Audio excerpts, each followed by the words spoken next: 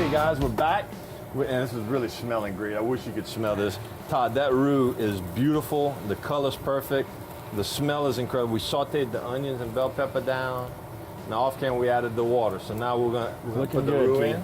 That's it. Let's do it. Let's do this. I'm gonna grab this.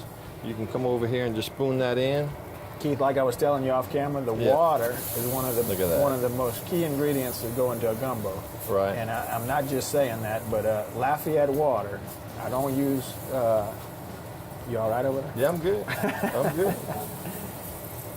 That thing is hot. Let's get a little warm to it. Okay. That's enough. Okay, that's good. Okay, that's good. And so Lafayette water, I've cooked gumbos all over when we travel. Right. And tried other water, and I've tried bottled water. It's just not the same at all. And so Lafayette water is that's the best way to make a gumbo. Perfect. I don't know pH. what's up in there. It's a perfect pH. Yeah, but it's good stuff. It's good stuff.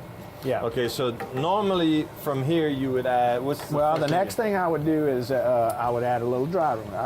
I use the Carrie's dry roux. It's not real oily. Right. So I do a combination of my own roux and a little bit of the dry roux. You kind of got to guesstimate. I use about maybe a third of a jar. Okay. Depending on how it looks. Yeah, that's one product I've never touched. No? I have to try this. This is the good stuff. That's the secret weapon. It smells like butter. Yeah, it takes a little bit of the oil out of the Man, gumbo. it smells good. Okay, then once this goes down through having to speed this up for TV, you would add your meat first. Then we're going to add the sausage next. Sausage and andouille. Okay. And then the last thing I add is my chicken sausage and the chicken. And the meat, and then you just kind of let that percolate. Yep. And right about now we do put a little seasoning in there. A little seasoning? Yeah. All right. So why don't you do that? I'm going to come over and grab a couple plates of the sausage. Now, there's one lesson that I learned the hard way. You never want to put too much salt. You can always add. Always add. So, I'm with you. You know, you can ruin a gumbo. I've done it before, and I actually Googled ways to get the salt out the gumbo. Once it's in there, there's not really a good way on Google. Okay, that's the a little bit of garlic powder. And this is the pork. Now, you did something special with that andouille. Grab it. Yeah. A little bit of red pepper.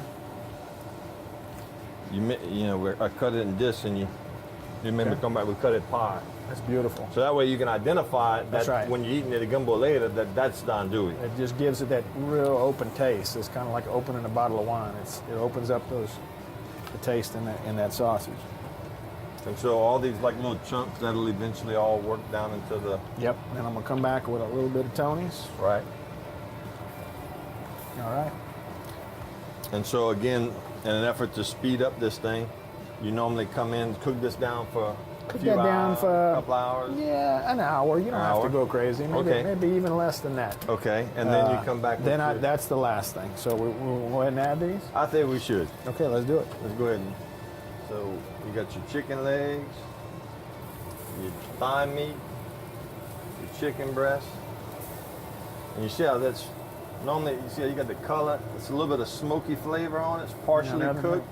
You can cut these breasts up a little bit if you want to. Yeah, we always do that. Let it break up. Cut up and see how pretty that is. That's going to become a part of the flavor of the gumbo. I see. I see party for my cocktail. I didn't know you know how to speak French. A little bit. I just know the curse words. I hanging around at Hub City for. Oh, I know. Yeah, the mechanics.